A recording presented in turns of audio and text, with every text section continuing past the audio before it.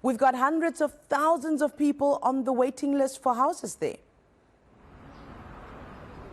Certainly, Janali, and where we are at the moment, we're in Granger Bay, outside the old Somerset Hospital nursing home. You would see here, it's occupied. We understand from the residents that they took occupancy here back in 2017 illegally, and we know that there's been several attempts by officials to remove these people from this facility. It currently does not have electricity, and what we're hearing also from security guards is that it's not entirely safe for people to take occupancy here, but because of the desperation of housing needs, these people that are here, they decided to occupy this particular building. I'm joined by Mamushila.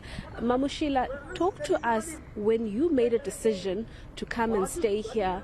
What was happening and where were you staying before then? Morning all.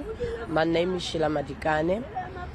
I live here at Helen Bowden in Granger Bay at Helen Bowden Nurses Home, that we renamed it as Ahmed Katrada House now.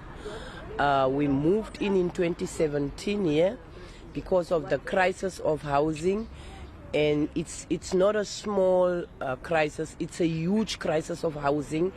The backlog of housing doesn't happen in the inner city. All over the Western Cape it doesn't happen, but actually mainly in the inner city.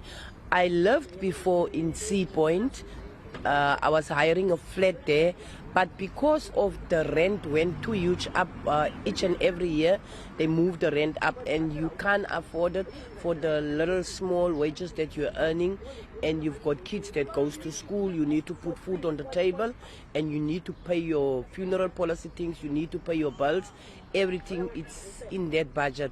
So I decided as Sheila Madikane that this is too much. We can't live like this as South Africans and as people that are working as domestic workers, that we don't have a home and we don't have a place.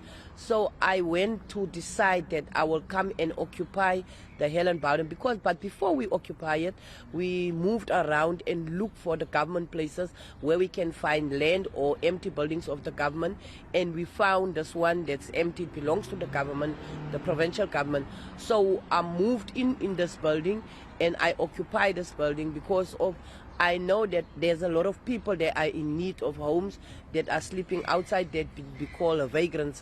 So that's why I came and occupy here, and we then save a lot of families with their kids to come and have a home and a roof over their heads.